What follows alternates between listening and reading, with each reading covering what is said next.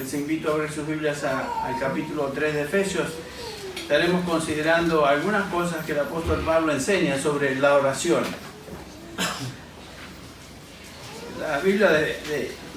La carta de Pablo a los Efesios, ustedes saben, es una de las cartas llamadas de la prisión. Fue escrita por el apóstol Pablo encarcelado en Roma, custodiado en Roma, y se dirige a estos hermanos en particular porque estaban sufriendo por causa de su sufrimiento en la cárcel. Entonces, en esta porción que vamos a leer y daremos el enfoque especial en el versículo 12, Pablo trata de animar a estos creyentes. Vamos a leer el capítulo 3, los versículos del 1 al 12 para introducirnos al 13, para introducirnos al tema. Estoy leyendo de la Biblia de las Américas, que dice así: por esta causa yo, Pablo, prisionero de Cristo Jesús, por amor de vosotros los gentiles, si en verdad habéis oído de la dispensación de la gracia de Dios que me fue dada para vosotros, que por revelación me fue dado a conocer el misterio tal como antes os escribí brevemente, en vista de lo cual leyendo podréis comprender mi discernimiento del misterio de Cristo, que en otras generaciones no se dio a conocer a los hijos de los hombres, pero ahora se ha revelado a sus santos, apóstoles y profetas por su Espíritu, a saber que los creyentes son coherederos y miembros del mismo cuerpo, participando igualmente de la promesa de Cristo Jesús mediante el Evangelio, del cual fui hecho ministro conforme al don de la gracia de Dios que me fue concedido, según la eficacia de su poder. A mí, que soy menos que el más pequeño de los santos, se me concedió esta gracia de anunciar a los gentiles las inescrutables riquezas de Cristo y sacar a la luz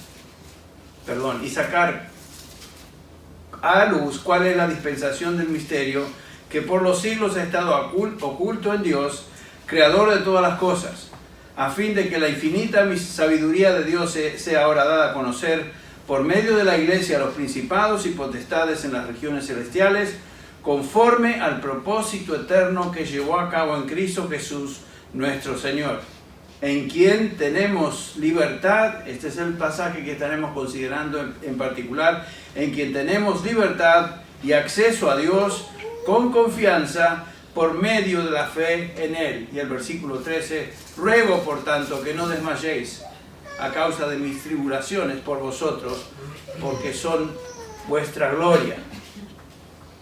Como les dije, aquí Pablo está escribiendo desde Roma y está encarcelado, y obviamente los creyentes en Éfeso, al escuchar las condiciones de Pablo, están tristes, están afligidos, están turbados. Noten que él dice: yo, Pablo, prisionero de Cristo, por vosotros gentiles. Está en la prisión por razón obvia. Y el versículo 13 nos hace ver lo siguiente: ruego por tanto que no desmayéis a causa de mis tribulaciones por vosotros, porque son vuestra gloria.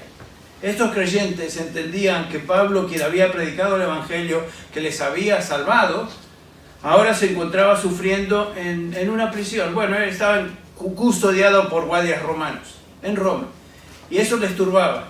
Y por lo tanto Pablo está tratando de hacerles ver que lo que necesitan es una perspectiva bíblica del sufrimiento, comenzando con su testimonio. A menudo como creyentes nos sentimos turbados, nos sentimos afligidos. Y en esos momentos lo que más necesitamos es tener una perspectiva de lo que Dios dice acerca de la condición en la cual nos encontramos. Y es justamente lo que Pablo está diciendo en este pasaje. En otras palabras, dice: el Señor me llamó a predicar este mensaje de salvación para bien de vosotros. Y el Señor, quien me llamó, es quien me trajo ahora a este lugar, a esta situación en Roma. No se aflijan, no desmayen por mí. Yo no estoy aquí simplemente como una tragedia, un accidente. Estoy aquí por voluntad de Dios. Dios me trajo a esta situación. Dios me puso en esta condición. Por lo tanto, yo me glorío en esto y ustedes deben hacer lo mismo. Esa es la exhortación de Pablo. Es una exhortación similar a la que él hace a los creyentes en Filipos. Pablo está escribiendo de la misma cárcel, la misma situación en Roma, y les escribe a estos creyentes en Filipenses 1:12, dice: quiero que sepáis, hermanos, que las circunstancias en que me he visto han redundado en el mayor progreso del Evangelio, de tal manera que mis prisiones por causa de Cristo se han hecho notorias a toda la guardia pretoriana y a todos los demás. Pablo quiere y desea que estos creyentes, que todos los creyentes, y por aplicación cada uno de nosotros, tengamos una perspectiva divina cuando estamos pasando por aflicción, momentos difíciles, que todos pasamos. Y tenemos este principio, por ejemplo, en 2 Timoteo capítulo 3:12, donde Pablo lo expresa con estas palabras: en verdad, todos los que quieran vivir piadosamente en Cristo Jesús serán ¿qué? Perseguidos. En otras palabras, todo creyente va a sufrir aflicción. Es parte de ser creyente. En el mundo, dijo Jesús, tendréis aflicción. No es si a lo mejor, tal vez, tendréis garantía, promesa, pero confiad, porque yo he vencido al mundo. Pablo quiere que estos creyentes tengan una perspectiva cristiana, una perspectiva bíblica del porqué del sufrimiento en la vida de él y por supuesto en la vida de ellos también. Noten el versículo 11 otra vez. Pablo afirma que todo lo que ha sucedido es conforme al propósito eterno que llevó a cabo en Cristo Jesús nuestro Señor. Todo lo que sucede en la iglesia, todo lo que sucede en los creyentes, en cada uno de nosotros, es parte de ese propósito eterno de Dios para sus redimidos. Tenemos que tener eso siempre presente. Y en el versículo 12 tenemos esta maravillosa declaración del apóstol Pablo, en una verdad tan preciosa, y que Pablo desea que estos creyentes y todo creyente entienda y por supuesto viva, practique a la luz de eso. Dice Pablo: en quien, hablando de Cristo Jesús, tenemos libertad y acceso a Dios con confianza por medio de la fe en Él. Todo está diseñado por Dios en nuestra vida, finalmente para traernos a su presencia y ayudarnos en nuestra adoración y particularmente en nuestra vida de oración. La intención de Pablo en escribir esta epístola, por supuesto a ellos y por aplicación a nosotros, es que se regocijen en el propósito de Dios que les había traído salvación. Este versículo que vamos a considerar hoy, versículo 12, contesta unas preguntas que son muy importantes para nosotros como hijos de Dios. ¿Cómo venimos a Dios en oración? ¿Qué derecho tenemos de venir a la presencia de Dios? ¿Qué es lo que nos permite venir a Dios sin temor de ser rechazados? ¿Qué nos enseña el Nuevo Testamento en general acerca de la oración? Bueno, en primer lugar, como hijos de Dios, sabemos que la oración no es opcional para el creyente. No es algo que tal vez podemos hacer o dejar de hacer, sino que la Biblia nos manda a orar y nos instruye sobre la vida de oración y el lugar vital que la oración tiene en nuestra vida como creyentes. Es una cosa difícil, pero es algo que Dios espera y nos manda a hacer. Ustedes recuerdan aún en la instrucción de Jesús en el Padre Nuestro, la famosa oración modelo. Tenemos registrada la oración modelo en dos pasajes del Nuevo Testamento, capítulo 6 de Mateo y también capítulo 11 de Lucas. El Señor Jesús en el Padre Nuestro dice: cuando ores, ora de esta manera. En Lucas capítulo 11, cuando oréis, orad así. O sea, se espera, se da por sentado que vamos a orar y Dios desea y nos manda a orar. Pablo en Efesios 6:18, por ejemplo, Pablo está hablando a estos creyentes otra vez y dice: orando en todo tiempo. Noten esto, la oración no es algo a veces, no solamente antes de comer, no solamente antes de dormir. Orando en todo tiempo, con toda oración y súplica en el Espíritu, y velando en ello con toda perseverancia y súplica, y noten esto, por todos los santos. Qué interesante, que todos somos llamados a orar, y somos todos llamados a orar por el bien y la bendición de otros creyentes también. Filipenses 4:6, otro versículo que nos enseña que no es opcional. Por nada estéis afanosos. Qué fácil es leerlo, qué fácil es aún memorizar el versículo pero qué difícil es ponerlo en práctica. ¿Cuántos de ustedes se afanan? No levanten la mano, piensen nomás, no den testimonio.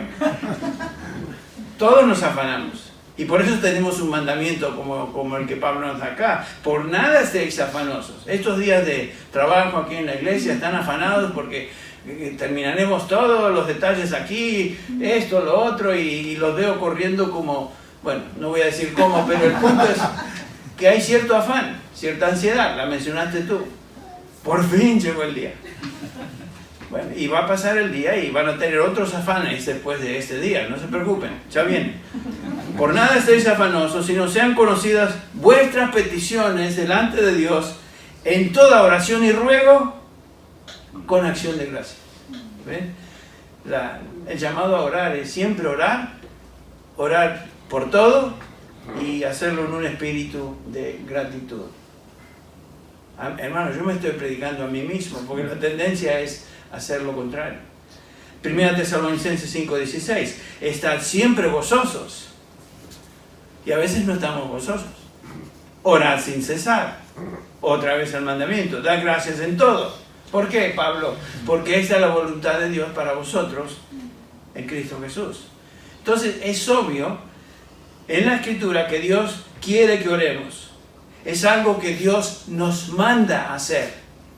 Dios desea que vengamos ante su presencia en oración. Entonces, este pasaje, versículo 12 del capítulo 3 de Efesios, Pablo está animando a estos creyentes a venir a la presencia de Dios en oración y no desmayar ante lo que para ellos era desconcertante.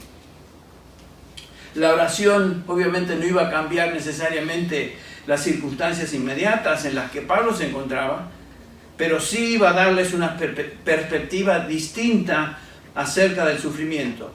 Las pruebas, la fricción en la vida de un hijo de Dios es parte y plan de lo que Dios tiene para cada uno de nosotros, y lo veremos.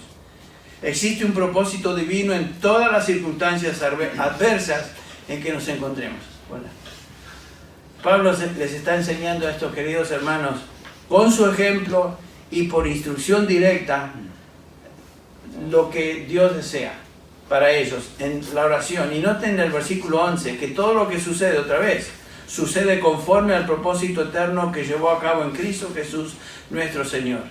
Y en este versículo 12, ahora Pablo nos nos enseña una gran verdad y realidad cristiana, algo que debemos estar recordando constantemente. Sin duda, escuche esto, piénselo, sin duda la bendición más grande que ahora tenemos como cristianos es que ahora tenemos acceso a Dios en oración. Amén. Antes no teníamos acceso a Dios. Lo veremos. Piensa en eso. El mundo, la gente del mundo. Ustedes van al centro hoy, la gente hablando, conversando, bullicio. Fueron sin duda a la feria, me gustaría ir, pero no puedo por causa de hay un evento especial ahí en la iglesia evangélica en la que tengo que estar. Y estoy bromeando, por supuesto. Algunos de ustedes no se sonríen porque dicen, ¿y de qué habla? Bueno, piensa en esto, tanta gente. Por arriba, superficialmente, parece que están bien, pero ¿saben qué? No tienen acceso a Dios. No conocen a Dios. Nosotros tenemos acceso a Dios. Y noten como Pablo dice, nosotros, todos nosotros. Yo, Pablo, apóstol Pablo, y todos ustedes que estaban muertos en delitos y pecados que acababa de mencionar en el capítulo 2, aquellos que por naturaleza éramos hijos de ira, excluidos de la vida de Dios, capítulo 4, 18, sin fe y sin esperanza, separados de Cristo, sin Dios en el mundo, capítulo 2, versículo 12, lejos de Dios, capítulo 2, versículo 13. Pablo dice ahora, nosotros, tú y yo, hemos sido salvados y por eso ahora tenemos entrada, acceso libre al trono de gracia por medio de Jesucristo. Por medio de Jesucristo. Todos nosotros, sin distinción, todo cristiano, Pablo se incluye en el grupo, pero todo cristiano, no importa su grado de madurez. Y noten que Pablo es el gran apóstol Pablo. Si pudiéramos pensar en el mejor cristiano que existió en la historia de la iglesia cristiana, sin duda pensaríamos en Pablo. Y él dice, nosotros, Todos. No importa tu grado de madurez. No importa tu posición de responsabilidad en la iglesia. No importa si eres líder de la congregación sin mucha visibilidad o lo que sea, recién convertido o lo que sea. Todos nosotros, dice, ahora tenemos acceso a Dios. Este es el gran privilegio cristiano en oración. Tener acceso a Dios por medio de su Hijo Jesucristo. ¿De qué manera nos podemos acercar a Dios? ¿Cómo podemos y debemos acercarnos a Dios? Pablo utiliza 3 palabras en este versículo. Usa la palabra libertad, usa la palabra acceso y usa la palabra confianza. 3 palabras que describen la manera con que un creyente puede acercarse a Dios en oración. Primero la palabra libertad o seguridad. Parecía en griego. Quiere decir audacia. Quiere decir valor. No tímidamente, no con miedo, sino con valor. O sea, libertad de acercarnos a Dios en oración sin miedos, sin miedo. Libre de duda, libre del temor de ser rechazado. Independientemente de nuestra condición en este momento. Como hijos de Dios pasamos por momentos de tentación, a veces caída. Cantamos de eso en nuestros himnos y tal vez en esos momentos venimos a Dios con mucho temor. O es la tendencia. Y Pablo dice, tenemos acceso a Dios y podemos venir a Dios sin temor. La segunda palabra que él utiliza acá es prosagoge o prosagoge, que quiere decir entrada. Simplemente quiere decir entrada. Es la idea de tener entrada a un lugar que solo los que tienen cierta identificación o permiso pueden hacerlo.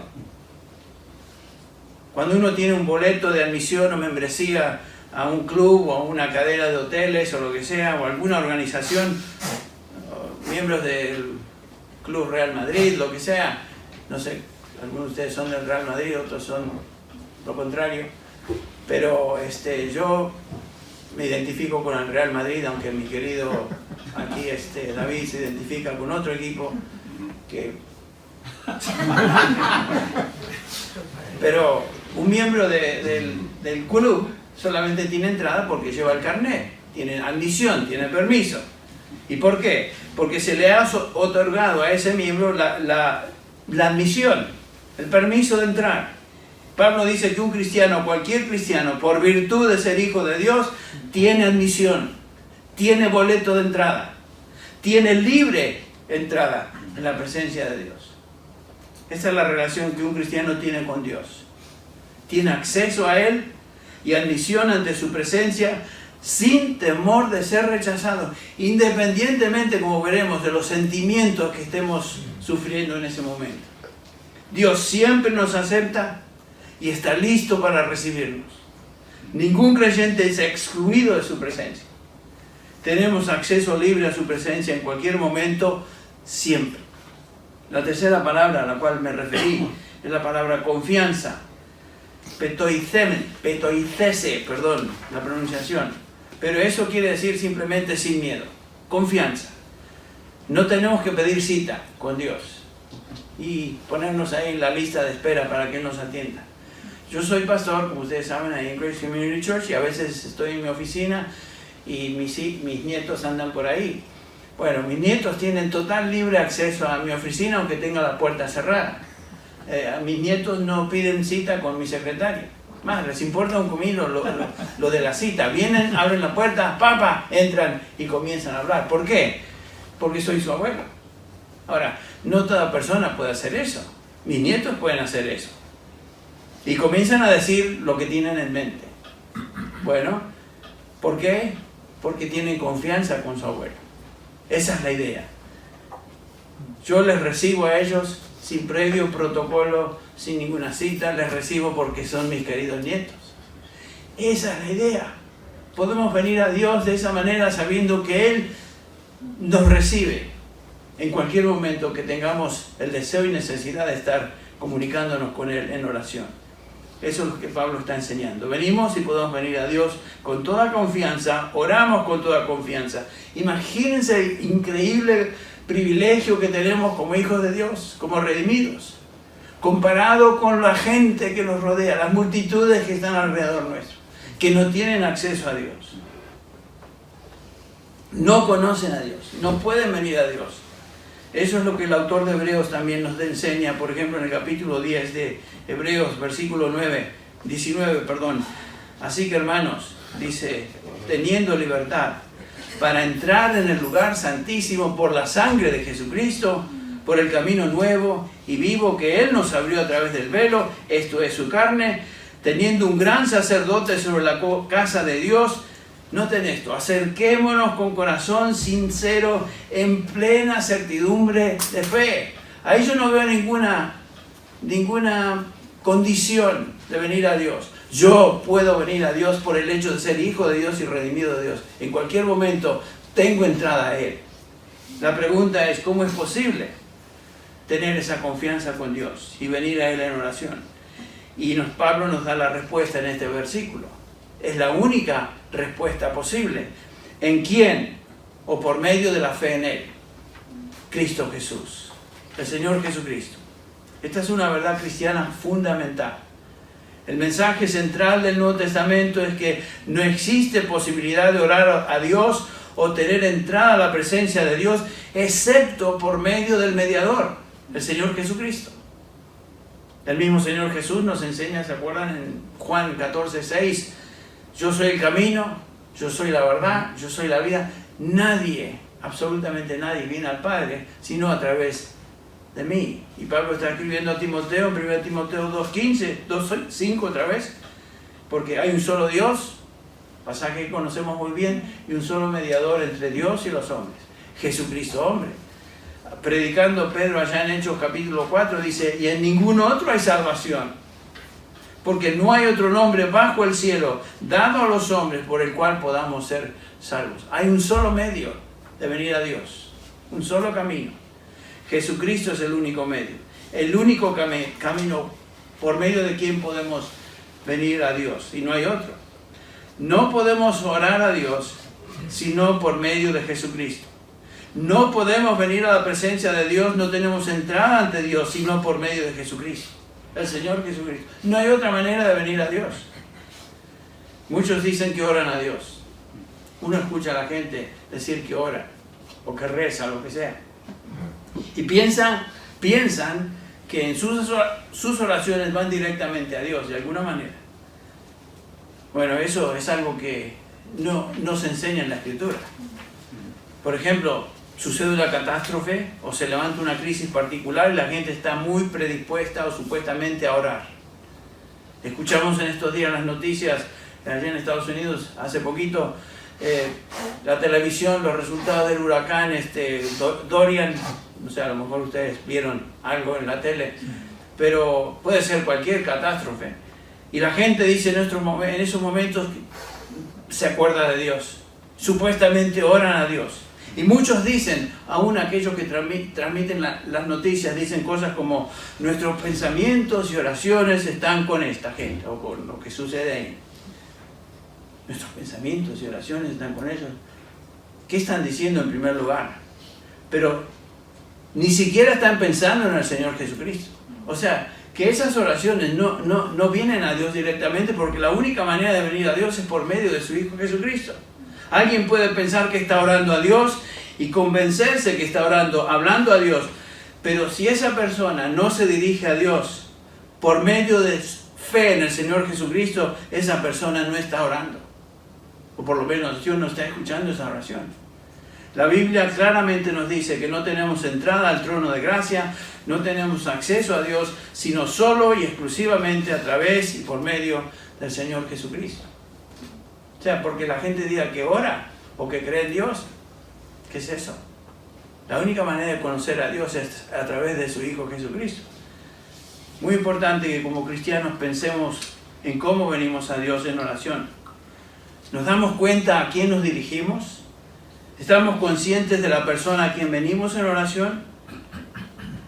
En Juan capítulo 1, 1 Juan 1:5 nos dice aquí el pasaje que Dios es santo. Jesucristo llama a su Padre, Padre Santo. En 1 Juan 1:5 nos dice que Dios es Dios de luz. En Hebreos capítulo 12, versículo 29 nos dice que Dios es fuego consumidor. Es obvio que cuando venimos a Dios en oración no venimos a un cualquiera. Nos dirigimos al Supremo del del universo. Nos dirigimos al Creador de todo. Nos dirigimos a aquel que tiene poder para destruir. Nos dirigimos a aquel en quien nuestra vida y destino eterno descansa. Ustedes recuerdan en el Antiguo Testamento, no vamos a ver todos los pasajes, pero en el Antiguo Testamento los judíos no podían venir directamente a Dios si no traían sacrificios. Y los sacrificios obviamente sabemos que se presentaban en el templo o en el tabernáculo, según la época, eran sacrificios que representaban y simbolizaban el sacrificio final. Cristo, el Cordero de Dios que quita el pecado del mundo. Todo eso era simbólico, representativo, pero otra vez volvemos a lo mismo. Ninguna persona podía venir a Dios sino por medio, en el caso de los judíos en el Antiguo Testamento, por medio de símbolos. Y aún el sumo sacerdote, ustedes recuerdan, podía entrar en el templo y solamente una vez al año podía entrar en el lugar santísimo cuando él se presentaba ahí en nombre del pueblo para perdón de sus pecados y el perdón de sus propios pecados. O sea, todo esto tenía el propósito de enseñarnos la santidad de Dios, su eternidad, su majestad. Toda la Escritura nos enseña acerca de la absoluta necesidad de venir a Dios en oración a través de un mediador, el mediador, por medio del sacrificio y obra de redención del Señor Jesucristo. Y particularmente nos dice Pablo en Efesios 3:12 que venimos a Él con libertad, pero venimos a Dios con libertad, con acceso, con confianza, pero por medio de Él, por medio de Jesucristo. Es la única manera. En Él tenemos libertad, acceso y por medio de la fe en Él podemos venir a Dios. La única manera de venir y acercarse a Dios en oración, otra vez, repito, es por medio de Jesucristo. No existe otra manera. Alguien puede estar pensando, bueno, entiendo intelectualmente que puedo venir a Dios con libertad, como acabas de decir, Henry, confianza, tal como este pasaje nos dice. Entiendo solo que es por medio de Jesucristo, pero aún lucho con mi sentido de, ¿cómo podría decir? Pobreza espiritual, temor. A veces tenemos temor de venir a Dios. Es una reacción común en muchos creyentes y muchos de nosotros. Nos sentimos a menudo indignos de Dios. Cuando venimos a Dios en oración somos conscientes de nuestra indignidad, de cosas que hacemos, que pensamos, que sabemos que son ofensivas a Dios, actitudes malas, nuestros pensamientos torcidos y a menudo perversos que nos avergüenzan. Sabemos quiénes somos y qué somos y que nosotros mismos no merecemos nada. Y viene a nuestra mente la pregunta, ¿cómo es posible que Dios me acepte a mí? ¿Cuántas veces le he ofendido? ¿Cuántas veces va a tolerar mi pecado? Y claramente este pasaje nos enseña que el Señor está siempre dispuesto a recibirnos. ¿Por qué? Porque Él, Jesucristo, es el mediador. Él es mi sustituto. Nos dice la Escritura en 2 Corintios 5:21, al que no conoció pecado, Jesucristo, el Hijo de Dios, el Cordero de Dios, Dios lo hizo pecado, mandándolo a la cruz, muriendo como nuestro sustituto, para que nosotros llegásemos a hacer justicia de Dios en Él. Dios nos mira en Cristo. Por eso podemos venir a Dios con toda confianza siempre, porque no venimos en nuestros méritos, sino en los méritos de aquel quien es nuestro sustituto, el Señor Jesucristo. Él fue hecho pecado por mí, por ti, y recibimos su justicia. Él nos cubrió con el manto de su justicia, acabamos de cantar de eso. Y la única razón que yo como cristiano puedo venir a Dios en oración y hacerlo con confianza audaz, es porque Cristo es mi Salvador y mi sumo sacerdote, mi abogado, quien murió por mí, en mi lugar, y ahora está a la diestra del Padre. ¿Y qué está haciendo Jesús? Está intercediendo por cada uno de aquellos que Él redimió. Él es nuestro abogado. Otra vez, Hebreos capítulo 4, versículo 16 dicen, no tenemos un sumo sacerdote que no se pueda compadecer de nuestras flaquezas. Qué lindo eso, que el Señor nos conoce. Sino que ha sido tentado en todo como nosotros, con una gran diferencia. ¿Cuál es la diferencia? sin pecado. Por tanto, dice el autor de Hebreos, acerquémonos con confianza. Jesucristo es el que nos da la entrada libre al trono de gracia. Las puertas del cielo están abiertas para nosotros, sus redimidos. Tenemos acceso a Dios y podemos venir a Él con toda confianza. Bueno, alguien estará pensando, entiendo, Henry, pero ¿sabes qué? Aún lucho con mis momentos de debilidad, mis dudas. ¿Qué es lo que debo hacer para que esta verdad realmente sea mía en experiencia y pueda vivir en victoria a la luz de lo que estamos escuchando? Bueno, quiero, para concluir, dar 3 pasos prácticos que nos ayuden a aplicar lo que acabamos de considerar. La pregunta es, ¿cómo aplicamos esta verdad? Que tenemos confianza y acceso y podemos venir libremente a Dios y que nunca seremos rechazados. Bueno, lo primero que debemos hacer en nuestro andar cristiano y en nuestra lucha espiritual es entender que no podemos depender ni confiar en nuestros sentimientos o nuestro estado de ánimo.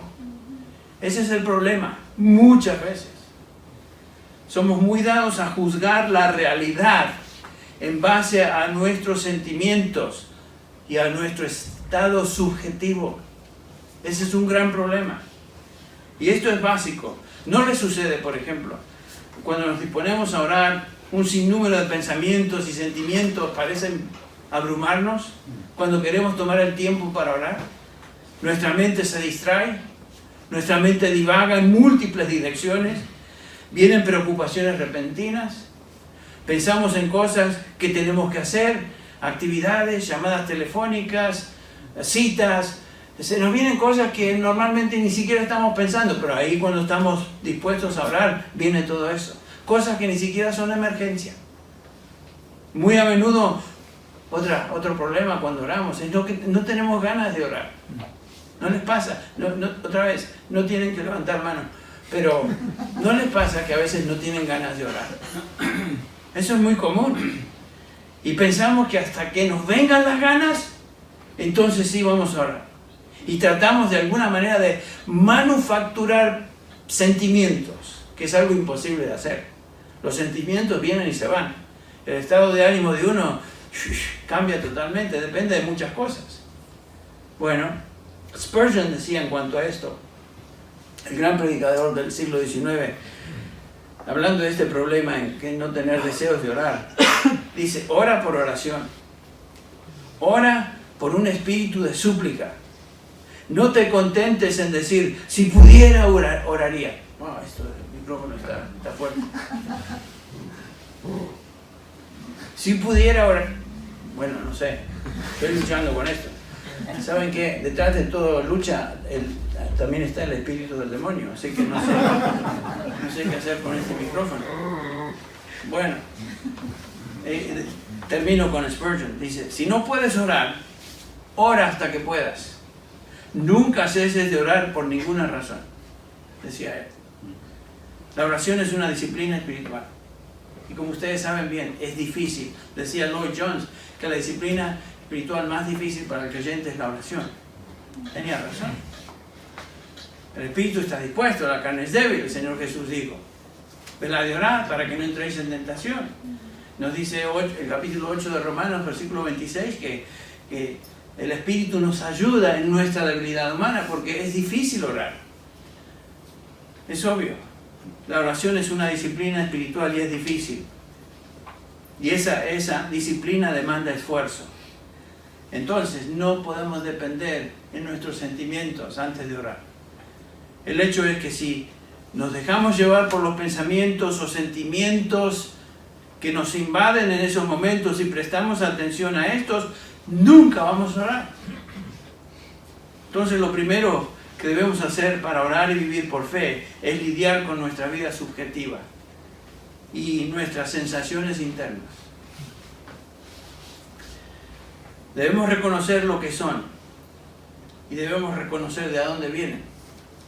No solo proceden de nuestra humana debilidad, a la cual me referí, debilidades físicas, hormonales, químicas, sino que también vienen y proceden del mismo diablo, que obra y trata por sobre todas las cosas de separarnos de Dios y de la verdad revelada. El diablo y sus huestes luchan contra nosotros para que nos mantengamos débiles y lejos de Dios. Pedro lo expresa de esta manera, el apóstol Pedro. Vuestro adversario, el diablo, anda al acecho como león rugiente, buscando a quien devorar. Pero resistidle firmes en la fe. Pablo dice lo mismo en esta misma epístola de Efesios, capítulo 6, versículos 10 al 12. Por lo demás, fortaleceos en el Señor en el poder de su fuerza. Revestíos con toda la armadura de Dios para que podáis estar firmes contra las acechanzas del diablo. Y después dice, porque nuestra lucha espiritual no es contra carne ni sangre, sino contra principados, contra potestades, contra poderes de este mundo de tinieblas, contra huestes espirituales de maldad en las regiones celestes. Noten los enemigos que tenemos. Son formidables. No podemos pretender tener victoria en nuestras fuerzas. Santiago lo dice de esta manera, Santiago 4:7. Por tanto, someteos a Dios, someteos a su palabra, someteos a lo que Dios dice en su verdad. Resistid al diablo y ¿qué pasará? Huirá de vosotros. Cuando tengamos pensamientos negativos y sensaciones turbadoras vienen a nuestros corazones o a nuestro ser, cuando oramos, lo primero que hacemos entonces es rechazarlos. No representan la verdad de Dios. Debemos reconocer su origen mentiroso. Son del diablo, quien es mentiroso y padre de mentira. No podemos evitar que esos pensamientos y sensaciones vengan, ¿saben? Pero sí podemos rechazarlos y evitar que hagan nido en nuestro corazón. Me decía mi padre muy a menudo, cuando era joven, hace muchos años atrás, y mi padre vivía aún. Mi padre no era original de él esta frase, pero siempre me lo contaba cuando yo era especialmente joven en la fe, recién convertido. Me decía, hijo, no puedes evitar que los pájaros vuelen sobre tu cabeza, pero sí puedes evitar que hagan nido en tu cabeza. No es nada original, sin duda lo han leído en algún lado, pero tiene razón, no podemos evitar estas cosas, pero sí podemos evitar que se transformen en algo que nosotros le damos demasiado auge, demasiada atención. Bueno, es algo que eso es algo que nosotros hacemos. Entonces, para evitar o para crecer en nuestra vida de oración, lo primero que hacemos es lidiar con nuestra vida sentimental, nuestro estado de ánimo. En segundo lugar, cuando oramos, una vez que hemos lidiado con nuestros sentimientos y estado de ánimo, debemos exhortarnos a nosotros mismos, basados en la verdad de Dios. Debemos pensar menos en lo que nos afecta y enfocar más nuestra atención en lo que Dios dice, no en lo que los pensamientos nos dicen, sino en lo que Dios dice en su palabra acerca de lo que nos hace sentir mal. Tenemos una ilustración perfecta ahí en el Salmo 42. El salmista está orando y noten cómo él confronta su depresión. Dice el versículo 5 del Salmo 42. ¿Por qué te abates, oh alma mía, y te turbas dentro de mí? Espera en Dios, porque aún he de alabarle. Salvación mía y Dios mío. El versículo 6. Dios mío, mi alma está abatida en mí. Me acordaré, por tanto, de ti. Es una experiencia común el estar abatido, el estar deprimido. Otra vez el versículo 11. ¿Por qué te abates, oh alma mía? ¿Y por qué te turbas dentro de mí? Espera en Dios, porque aún he de alabarle. Salvación mía y Dios mío. El salmista se habla, se exhorta a sí mismo. No hay duda que está sufriendo, no hay duda que está pasando por momentos de turbación, pero él dice, ¿por qué te abates? Y recuerda lo que Dios dice en su palabra. Cuando los pensamientos negativos vienen y las dudas se acumulan contra nosotros y nos turbamos y nos sentimos que no podemos orar, que no tenemos derecho de orar, recordemos entonces de dónde proceden estos pensamientos. Del padre de mentira. Y nos recordamos en ese momento y nos exhortamos con el que es el camino, la verdad y la vida. Dios es la verdad. Él ha declarado su verdad. Él ha revelado su verdad que tenemos en la Escritura. Nos recordamos y pensamos en Dios, su amparo, su fortaleza a favor nuestro. Y recordamos quién es Él y lo que Él ha hecho por nosotros. En otras palabras, nos predicamos a nosotros mismos.